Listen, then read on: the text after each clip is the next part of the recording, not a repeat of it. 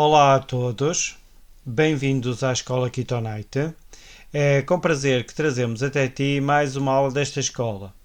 Hoje o prazer é maior porque nós temos o início da nossa terceira teoria, que tem como título 6 Keren. Hoje ficaremos a saber o que é que significa Keren, mas este 6 ainda não vai ser hoje que nós vamos saber porque é que esta teoria tem este número.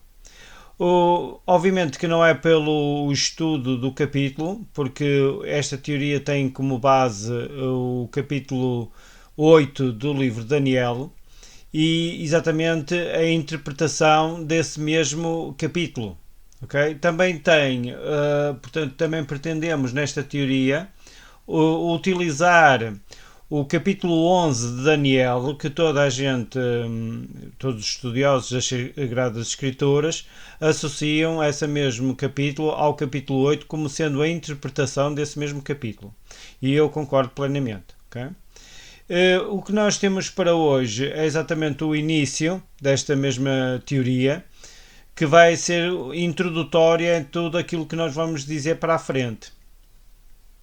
Como tu podes ver aqui nesta imagem, temos aqui um achado arqueológico conhecido como a Crónica de Ciro Nabonido, ou só como Crónica de Nabonido. Esta crónica marca exatamente ou registra a queda de Babilónia às mãos do Império Medo-Persa.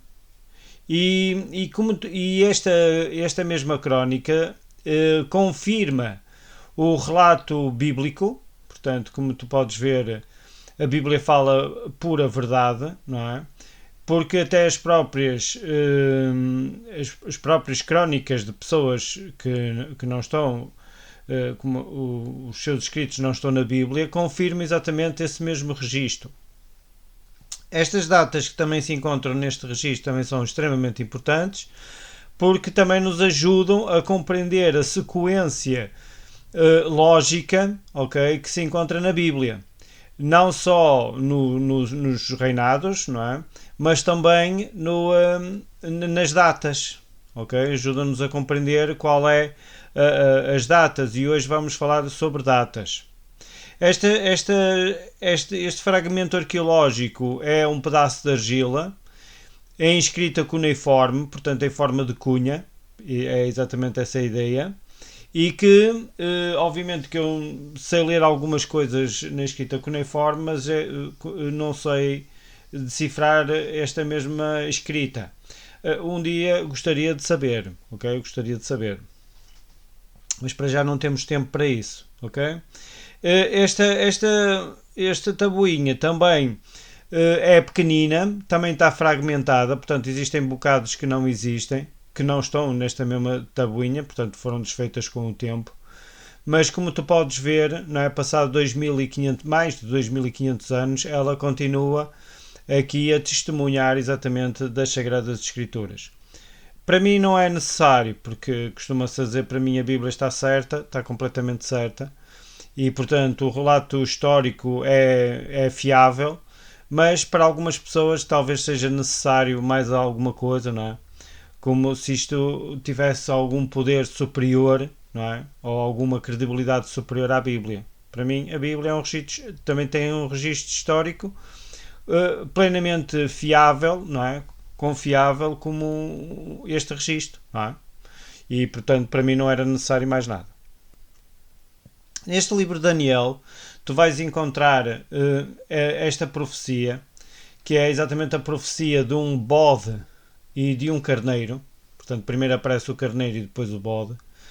E esta profecia mostra exatamente que tudo se cumpriu na íntegra, aquilo que a interpretação foi dada pelo anjo a Daniel, mas, e agora vem o mas a confusão que tem existido com aquilo que não foi interpretado. Isto é, que não foi interpretado diretamente. E então aqui tens mil e uma interpretações dessa mesma secção que não foi dada, ok, pelo anjo especificamente. Para mim está cumprido, não é? Portanto, essa profecia já se cumpriu. E como tu vais ver ao longo do meu relato, e portanto não tem nada que enganar. Portanto, eu acho que as coisas são tão óbvias e olhando para a história, tudo se cumpriu literalmente sem margem de erro. Esta história lindíssima, esta parábola, que isto para mim é nada mais nada menos que uma parábola, mostra exatamente que Deus conhece o futuro e esse futuro também está sobre as mãos de Deus, ok? Portanto, Deus sustém esse mesmo futuro. Portanto, ele é que manda, ele é que põe e dispõe, ok? E, portanto, se alguma coisa acontece neste mundo, é por sua vontade ou por seu consentimento, ok? Podemos assim dizer. Aqui tens a minha teoria. 3, ok? 3, Keren, 6 Keren, que tem 162 páginas, portanto esta teoria é muito maior do que a anterior, mas com o tempo nós vamos conseguir lá chegar, ok?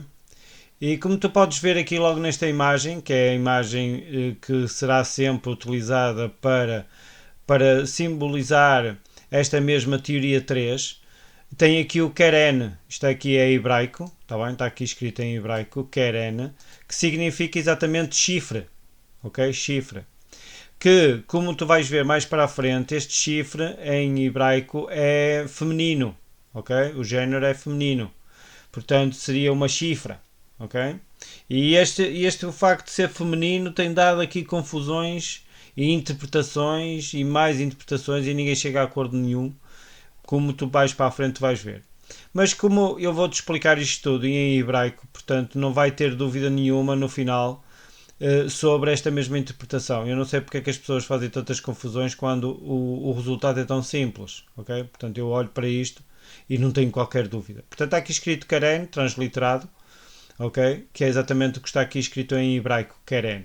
E está aqui o número 6, ok? O número 6, que significa exatamente o número que eu atribuo a cada teoria. Se tu já reparaste, cada teoria minha tem exatamente um número associado ao nome, ok? Portanto, aparece primeiro um número e depois o nome.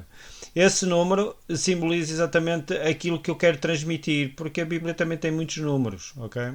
Então este 6, se tu bem te recordas, este 6 estava relacionado exatamente com a besta, que era o 666. Se calhar ela vai aparecer aqui novamente, ok?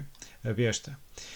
Temos aqui também uma imagem bem elucidativa, porque diz que de um dos chifres, e muita gente interpreta isto de muitas maneiras, para mim é de um dos chifres, saiu um chifre muito pequeno que se tornou muito grande, ok? Portanto há aqui uma imagem que vai se elucidar.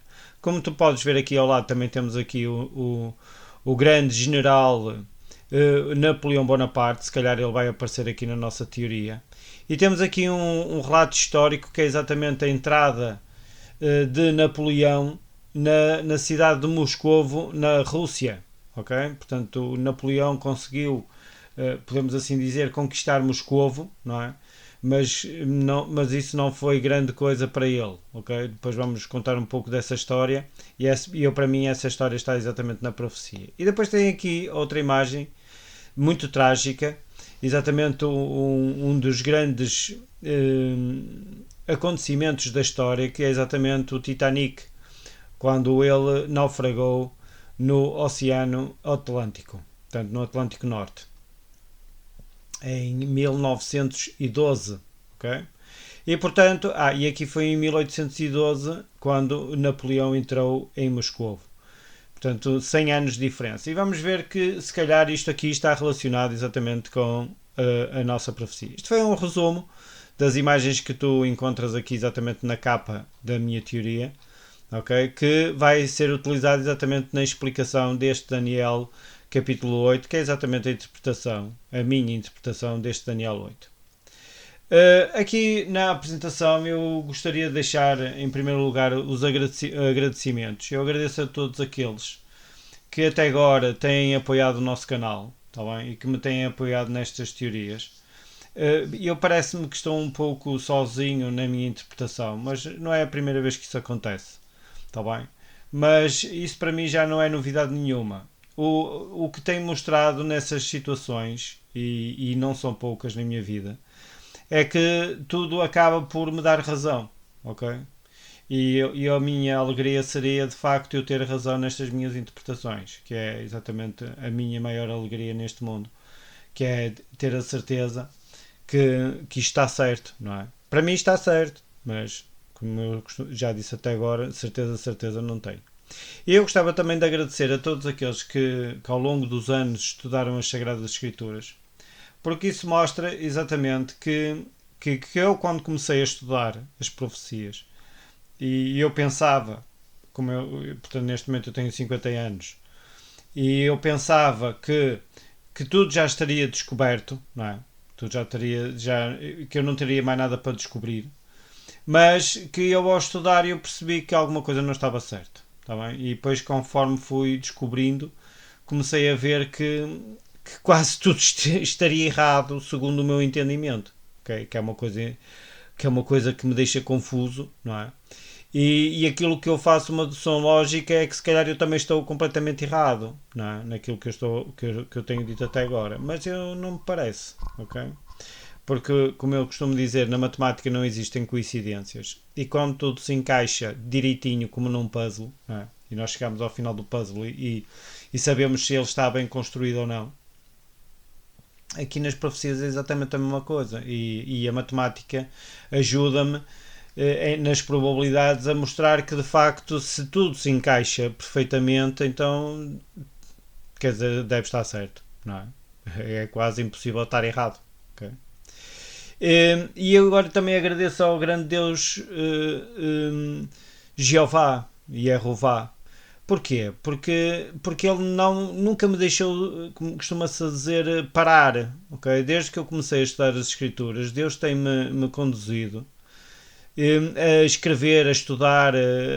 Não sei, não consigo explicar como é que eu que nunca gostei nada destas coisas de fazer vídeos nem dizer nada. Como é que eu fui capaz de escrever estas mesmas teorias e agora estar a explicar, não é? Estas mesmas teorias. Nunca passou pela minha cabeça semelhante coisa. Portanto, e Deus tem-me encorajado a fazer semelhante. Não sei. Não sei se isto é para acordar as pessoas, não é? Ou se de facto é para trazer a verdade, não é? Das duas, uma. Tenho a seguinte convicção. Portanto, eu tenho a seguinte convicção que nem daqui a 1000 anos estará tudo desvendado, ok? Portanto, eu apenas ainda só fiz alguns capítulos do livro de Daniel e do Apocalipse. E eu vejo, costuma-se fazer o mar tão grande que eu acho que nem daqui a 1000 anos isto estará tudo desvendado. Temos o Isaías, temos o Jeremias, temos o Ezequiel, temos os profetas que todos dizem que são menores, mas para mim são os maiores. Temos tanta coisa, não é? Que eu acho que nem daqui a 1000 anos isto estará tudo desvendado. Ok? Mas eu quanto a mim, eu continuarei a fazer o meu melhor e no meio disto tudo algo me deixa muito pensativo, que é o seguinte: terei eu inteligência suficiente para compreender ou interpretar um pouco da palavra de Deus? Ok? Portanto, aquilo que eu digo é como sendo tão finito, não é? De inteligência.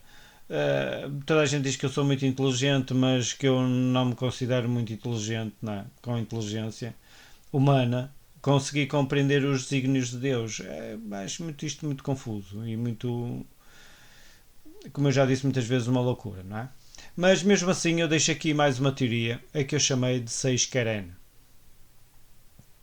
Ok? Então eu com esta teoria pretendo explicar, não é? Ou interpretar os capítulos 8 e 11 do livro de Daniel, que vai ser exatamente a base do nosso estudo. Okay? E eu continuo a dizer que as minhas teorias estão registadas, portanto esta 6 Karen também já está, e também já temos uma quarta, que também está registada. São patentes, portanto, quero dizer que eu não andei a copiar isto de lado nenhum. São tudo ideias novas, e aquilo que eu digo que não é meu, ou pelo menos que eu concordo, eu faço chamada exatamente a esses mesmos criadores, ok? Ou esses mesmos autores. Portanto, tudo aquilo que está escrito aqui, que não leva exatamente a referência desse mesmo autor, é meu. E, portanto, isso com o registro que eu fiz, mostra exatamente que isto é meu. ok? Mas como eu costumo dizer, isto não está protegido por direitos de autor. Porquê? Porque o autor disto tudo é o Deus eterno, não é?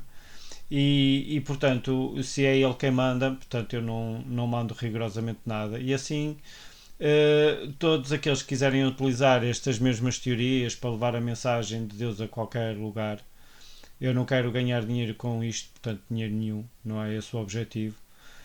Portanto, isto deve ser, se acham que é verdade, deve ser levado a todo o mundo, ok? E é assim com tudo aquilo que nós fazemos ou temos, não é? Tudo não nos pertence, não é da nossa posse, é assim da posse do Eterno e, portanto, nós devíamos exatamente usar esses mesmos dons, essas mesmas regalias que eu costumo dizer que Deus nos dá, para levar àqueles que não têm essas mesmas condições, como por exemplo dinheiro, inteligência, sei lá, aquilo que vocês quiserem.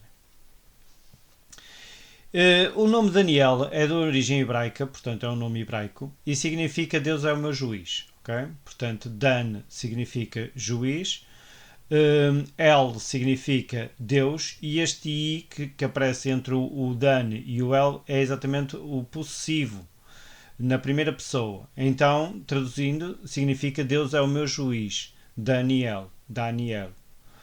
Para mim, a mensagem principal do maravilhoso livro de Daniel consiste no julgamento efetuado pelo Ancião de Dias, que porá fim à transgressão assoladora e a quem foi entregue o santuário e o exército a fim de serem pisados. Okay? É isto que está exatamente no livro de Daniel. Nesse julgamento abrem-se os livros e é feita a justiça. Isto está em Daniel 7, que será exatamente o capítulo base da nossa quarta teoria. Porquê é que eu estou a chamar agora aqui Daniel 7? Porque este Daniel 8 vem exatamente no seguimento de Daniel 7. Então, primeiro nós vamos estudar o Daniel 8, não é? Para perceber um pouco da história, e depois, na teoria número 4, voltaremos ao Daniel 7. E depois Daniel é muito claro, até que veio o Ancião de Dias e fez justiça aos santos do Altíssimo e chegou o tempo em que os santos possuíram o reino. Ora, esta ideia de possuir o reino, não é? É a ideia de Jesus voltar, não é? Nas nuvens dos céus. Mas se calhar não é bem assim, ok? E esta teoria não vai explicar muito bem este possuir o reino, a quarta também não. Mas na quinta nós vamos chegar a exatamente essa mesma conclusão, ok? Portanto, o que vamos fazer aqui nas teorias é, primeiro vamos explicar o Daniel 8, depois na quarta teoria vamos explicar o Daniel 7 e depois terminaremos na teoria número 5, obviamente que elas não vão terminar, as teorias, por explicar o Daniel 2, ok? Que é esse o nosso objetivo, ok? Nesta teoria tentarei analisar o período em que ocorrerá este julgamento e os acontecimentos posteriores. E a pergunta que eu faço é que será isto uma viagem ao futuro ou ao passado? Não é? Isto é, será que isto já está cumprido ou ainda está no futuro? Ok? É essa a pergunta que nós vamos tentar responder durante esta teoria. E aquilo que eu digo é que se já estás deste lado, não é? Se estás a ver aqui o nosso vídeo, então eu convido-te a ver os vídeos que virão a seguir porque penso que serão interessantes. E o que nós faremos nesta teoria é falar novamente na estátua de Daniel 2, repara que vai ser exatamente o assunto da nossa quinta teoria, não é? Portanto, nós estamos a tentar explicar exatamente o sonho de Nabucodonosor, do Daniel 2, mas também de animais. Okay? Poderá ainda aparecer a besta do Apocalipse? É a pergunta que fica. Quem sabe? Okay? Esta teoria está dividida em três grandes partes. Na primeira farei um estudo de Daniel 8, ok? E fazendo exatamente a abordagem histórica da época de Daniel. Nós salientaremos aspectos relevantes da visão e da primeira interpretação e depois usaremos o capítulo 11 para explicar o Daniel 8, ok? E depois já sabes que o final é sempre dedicado a mais evidências, utilizando obviamente a história para provar que de facto aquilo que nós dissemos até agora está correto, ok? Portanto, as Bíblias utilizadas em português serão sempre a Almeida Corrigida e Fiel, em inglês American King James Version e depois o aramaico e o hebraico serão no original. Nós utilizaremos desta vez e pela primeira vez os livros de 1º e 2º de Macabeus. Okay? Eles estão na Bíblia de Jerusalém, são considerados livros apócrifos, okay? de inspiração, podemos assim dizer, duvidosa, não é? Que não são livros inspirados. Apócrifos significa exatamente isso, não é? Elas estão na Bíblia Católica e eu também creio que não são livros de inspiração divina exatamente pelas profecias de Ezequiel, ok? E, portanto, eu penso que não são de inspiração divina pelas profecias de Ezequiel, mas também se olharmos para as profecias de Ezequiel, também há algumas situações que também podem ser, eu não vou entrar por estes aspectos porque posso ser mal compreendido, ok? Portanto, obviamente que tem situações nestes dois livros que não vão, não estão de acordo com aquilo que está escrito nos outros livros, não é? Segundo a nossa interpretação, mas por via das dúvidas, não é? Eles serão usados só aqui como registros históricos, ok? Como livros em que existe história que pode comprovar exatamente os escritos sagrados, ok? Aqueles que estão no cânone sagrado.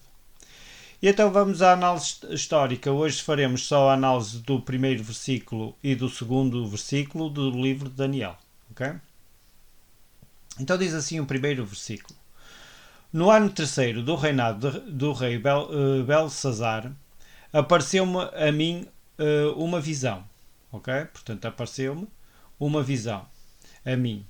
E quem é que está a falar? Exatamente Daniel. Portanto, foi Daniel que teve esta visão. Depois daquela que me apareceu no princípio. Ora, aqui, só neste versículo, nós podemos tirar aqui várias conclusões. Primeiro, temos aqui exatamente a localização temporal desta mesma visão. Ora, foi no terceiro ano do reinado do rei Belsazar. Muitos críticos da Bíblia dizem que este rei nem sequer existiu. Okay? Mas como tu vais ver à frente, não é? O Belshazzar, ele existiu de facto e foi rei de Babilónia e está registado exatamente naquelas tabletes de argila que fala exatamente deste rei Belsazar. Okay? E foi exatamente no terceiro ano do seu reinado. Porquê é que é importante saber isto? Porque nesta profecia vai aparecer um período de tempo. Ora, e como tu sabes, quando aparece um período de tempo e dada uma profecia, esse período de tempo só pode ser concretizado depois dessa mesma profecia. É assim que eu entendo, todas elas. E até agora, como tu viste, todos os tempos que eu vi foram depois da profecia ser dada ao profeta. Ok? E depois diz assim, depois daquela que me apareceu no princípio. Ora, se nós formos ver o livro de Daniel e os relatos na sequência cronológica, vamos encontrar dois, não é? Mas aqui ele diz daquele que me apareceu no princípio. Ora, se nós temos dois, como é que está aqui a dizer só naquele que apareceu no princípio? É apenas um. Porquê? Porque o que aparece em primeiro lugar, que foi dado exatamente e que está registado no Daniel 2, foi dado portanto, em interpretação do sonho dado a Nabucodonosor. Quer dizer que Deus deu novamente o sonho a Daniel, penso que foi assim, mas primeiro tinha dado a Nabucodonosor. Portanto, esse não pode ser considerado este tal princípio. Okay? Então, esta visão que apareceu a Daniel no princípio é exatamente aquela que está no Daniel 7, que vai ser usado exatamente na minha, portanto, vai ser interpretado ou explicado na minha quarta teoria. E aquilo que eu digo é que cada capítulo do Daniel, ok, tem exatamente uma chamada cronológica. Porquê? Porque é importante perceber quando é que a visão foi dada, para sabermos exatamente que tudo o que lá está se cumpriria depois dessa mesma data. Ora, isto aqui é uma coisa muito importante, porque aqui, quando nós dizemos que essa profecia se cumpre depois da data, quer dizer que tudo o que estiver escrito no passado como interpretação parte-se do princípio que pertence ao passado do profeta. Tudo o que é dito no presente pertence ao presente do profeta e tudo o que é dito no futuro, isto é, quando estamos a falar de interpretação, não esquecer a interpretação, é exatamente o futuro do profeta. Okay? E tu tens aqui um apanhado que eu fiz da situação cronológica de cada capítulo. Alguns não aparece. Não aparece no texto sagrado. Tens aqui, por exemplo, na Bíblia de Jerusalém, onde explica um pouco o que é que aconteceu. Mas isto aqui já, para mim, já foi acrescentado depois, ok? Depois como é que eu ia dizer isto? Não foi, para mim não foi escrito pelo próprio profeta, mas sim acrescentado depois do profeta, ok? Por aqueles homens que achavam que as coisas teriam acontecido dessa maneira. De certa forma, podemos acreditar ou confiar nestes mesmos escritos, mas não estão no texto sagrado, okay? Naquele que nós conhecemos. Depois tens aqui os diferentes capítulos e, como tu podes ver aqui, não é? Que gostava de chamar aqui a tua atenção para o 8º capítulo, que é exatamente no 3º ano do rei Belsazar, e o 7 foi exatamente a visão que Daniel teve no 1º ano do rei Belsazar, okay? Rei da Babilónia. É exatamente isso que está escrito nos próprios livros, nos capítulos do livro de Daniel. Ok? Pronto. Isto aqui é um resumo que às vezes eu uso exatamente para próximas teorias. A última palavra deste capítulo pode ser traduzida por primeira vez. E aquilo que eu te disse é exatamente que a primeira vez foi a visão dada a Daniel no capítulo 7. Para descobrir o ano, e agora o que nós vamos tentar descobrir é qual é o ano equivalente à nossa era, não é? Que foi exatamente este 3º ano do rei Belsazar. E aquilo que eu digo que para descobrir o ano correspondente à nossa era, que equivale ao 3º ano de Belsazar, podemos usar um achado arqueológico importantíssimo conhecido como Crónica de Nabonido. Okay? E neste documento podemos encontrar muitos dos acontecimentos finais do Império Babilónico, como já foi dito. Toda a gente sabe que o rei Ciro, o Grande, do Império Aquemênida, este Império Aquemênida é exatamente aquilo que nós conhecemos como o Império Medo-Persa, que já falámos aqui no nosso canal, conquistou exatamente o rei da Babilónia, portanto Babilónia, no ano 539 a.C. Portanto, esta data, portanto, e especialmente em outubro, há alguns estudiosos que até dizem o dia. Eu não encontrei um consenso entre o dia desta mesma conquista e, portanto, eu coloquei só aqui outubro, ok? Porque o outubro é consensual a todos e o ano, então, não há dúvida nenhuma que foi no ano 539 a.C. Portanto, este 539 vai ser muito importante para nós descobrirmos qual é o 3º ano do reinado de Belsazar. As crónicas encontradas estão danificadas com muitos espaços em branco, portanto, esta é a crónica de Nabonido, ou lacunas, que ainda assim descreve como Ciro começou a vencer várias campanhas militares contra a Síria, e eu convido-te a ver na internet exatamente as traduções destas mesmas crónicas, e o sudeste da Anatólia. Portanto, a Anatólia é aquilo que nós hoje conhecemos como a Turquia. Okay? Também descreve como conquistou o último rei Medo, o Astíages, por volta do ano 550 a.C. e o reino da Lídia em 547 a.C.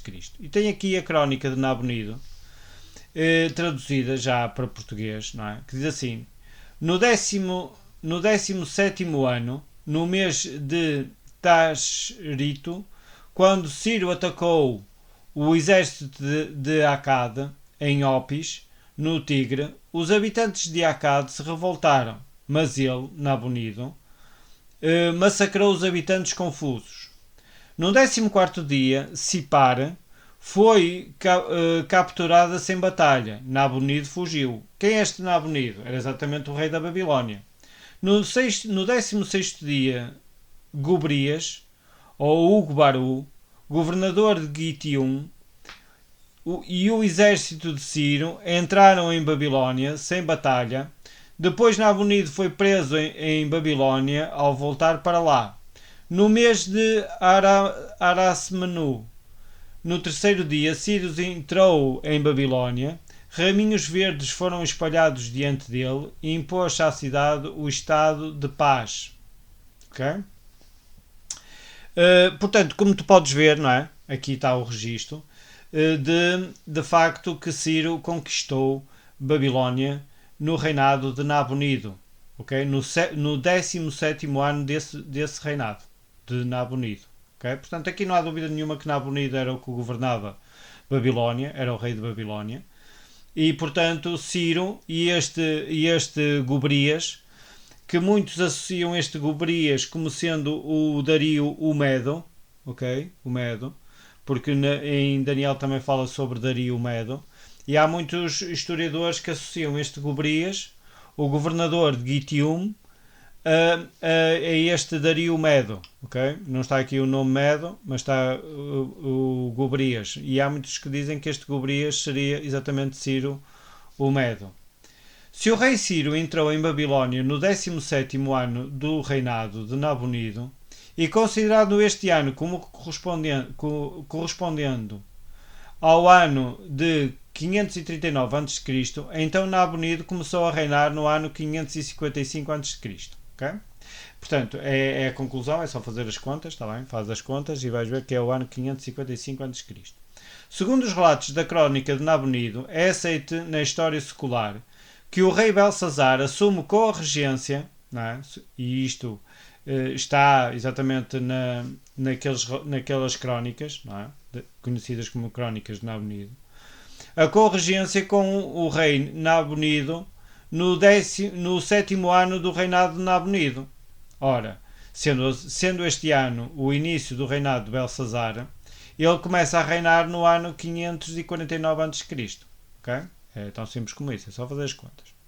E Daniel teve a visão relatada neste capítulo no ano 547 a.C. Então temos aqui uma primeira data, 547 a.C. A importância da localização temporal consiste no facto de que a visão correspondente a acontecimentos posteriores ao ano de 547 a.C., e como eu já te disse, esta mesma profecia tem um período de tempo, portanto ele cumpriria-se depois desta data. Pois trata-se de uma profecia. Okay? Tão simples como isso. Existe uma segunda data. Nabonido tomara o seu filho Belsazar co-regente no ano 553 a.C. Isto é, 14 anos antes da conquista de Babilónia. O ano da visão seria então no ano 551 a.C. Temos uma segunda data. E surge mais uma ideia. Se o livro de Daniel não faz referência ao reinado de Nabonido, então Belsazar deve ter começado a sua corregência com o rei Nabonido logo no segundo ano. Logo no primeiro ano. Sendo assim, o terceiro ano do reinado de Belsazar seria o ano de 553 a.C. E temos aqui 3 datas. Porquê que se diz isto? Porque Nabonido, pelos relatos, vê-se que ele não queria assumir esta mesma regência do reino da Babilónia. E eu, para mim, não é? E esta é uma posição muito forte, para mim, este Belsazar terá começado a reinar exatamente no ano em que Nabonido começou a reinar. Portanto, ele não queria ser rei e delegou ao seu filho, Belsazar, que era neto de Nabucodonosor, exatamente este reino da Babilónia. E portanto temos aqui 3 datas. Como tu podes ver, elas são muito próximas, portanto eu não vou tomar posição de nenhuma delas, como não o fiz na teoria. Também não vai ser muito importante estas datas para o cumprimento da profecia. O que nós sabemos é que, sendo esta a data mais antiga, a profecia de certeza absoluta se cumpriria após a data de 553. Ok? E depois mais à frente tu vais ver que eu vou usar exatamente estas datas. E vamos terminar com o versículo 2, ok? É esse o nosso objetivo da nossa aula, porque sabes que eu tenho sempre uma lição para nós, ok? E este versículo 2 que muitas vezes nós pensamos que estão escritas por acaso na Bíblia, elas têm uma simbologia que é uma coisa impressionante. E este versículo 2 vai-te dar exatamente a situação da profecia. Ok? Portanto, quem deu a profecia, qual é o objetivo da profecia, qual é o resultado final desta mesma profecia. Portanto, está exatamente neste versículo 2, por incrível que pareça. Não é? E diz assim: E vi na visão. E sucedeu que, quando vi, eu estava na cidadela de Suzã, ok? Na província de Elão. Vi, pois, na visão que eu estava junto ao rio Lai. Okay? Portanto, estás a ver que tens aqui três nomes que são, podemos assim dizer, poderão ser transliterados ou traduzidos para o hebraico, ok? Possivelmente não seriam nomes hebraicos, mas que em hebraico têm exatamente um significado muito importante, ok? Se calhar até são nomes hebraicos, não te posso confirmar isso. Mas pelo hebraico, e aqui eu vou usar exatamente o hebraico, Suzã, conhecida como Shushan, significa lírio, ok? Shushan significa lírio, e era uma cidadela situada às margens do rio Lai. E o Lai, que é exatamente o Lai que se diz em hebraico, significa meus líderes poderosos. E o rio da região de Elão, que em hebraico diz Elam, significa exatamente eternidade. Então tens aqui três palavras: lírio, meus líderes, o Lai, que significa meus líderes, e Elam, que significa exatamente eternidade. A palavra birá, que foi traduzida por cidadela, podia ter sido traduzida por palácio ou castelo, ok? Ou até mesmo por templo. Portanto, como tu vês no hebraico, as palavras têm vários significados. Esta construção seria mais tarde usada pelos reis persas como residência de inverno.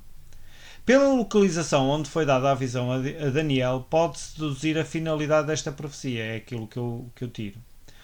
O que foi mostrado em visão revelaria quem seriam os líderes, e aqui estamos a traduzir no plural, quem seriam os líderes, o Lai, ok?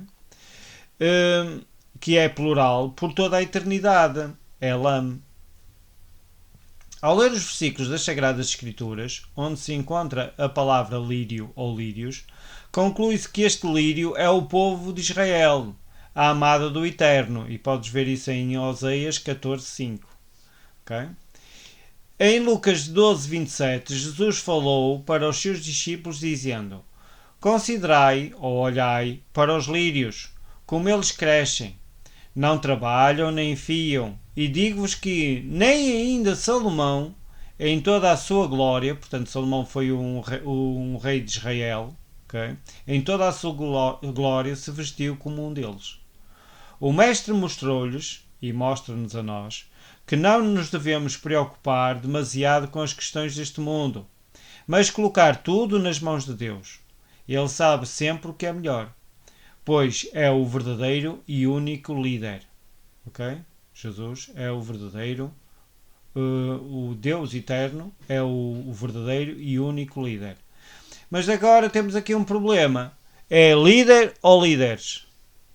Segundo as Sagradas Escrituras, é referido na minha teoria 666 Yevanima, e tens aqui exatamente a imagem principal que eu uso dessa mesma teoria, os verdadeiros, únicos e líderes eternos são, e isso já foi referido na minha teoria 666 Yevanima, são o Pai, o Filho e o seu Santo Espírito.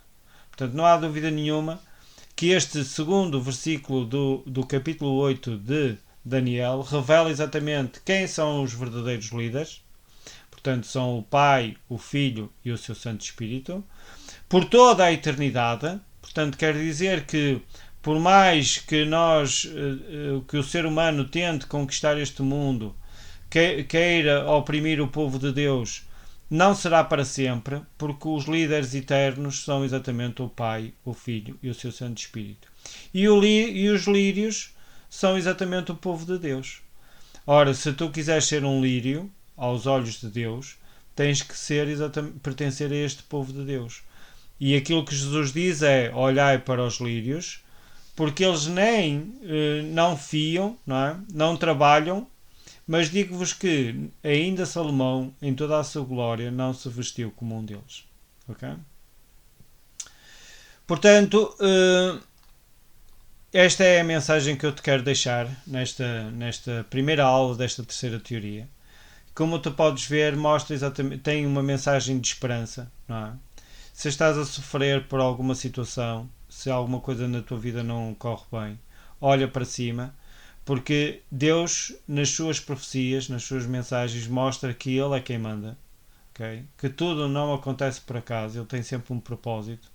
Muitas vezes nós não conseguimos compreender qual é esse propósito, mas o resultado, de certeza absoluta, será o melhor. E um dia, quando tu puderes compreender, vais perceber que, mesmo passando por momentos difíceis, ok, tu vais dar graças a Deus por esses momentos terem acontecido. Porque, de certeza absoluta, que são para o teu bem. Nós não compreendemos agora. Okay? Portanto, não temos, eu costumo dizer, não temos inteligência suficiente para compreender os desígnios de Deus. Mas, de certeza absoluta, que o resultado será qualquer coisa que nunca vamos esquecer. Okay? E gostei muito de estar contigo, tá bem? Espero que também tenhas gostado desta nossa primeira aula da terceira teoria. E se gostaste, convido-te a inscreveres no canal, a deixares o teu like, a compartilhares estes mesmos vídeos, ok? E a assinares as notificações para receberes mais informações sobre este canal, que eu penso que já é o teu, que é exatamente a Escola Ketonite. Então, tudo de bom para ti.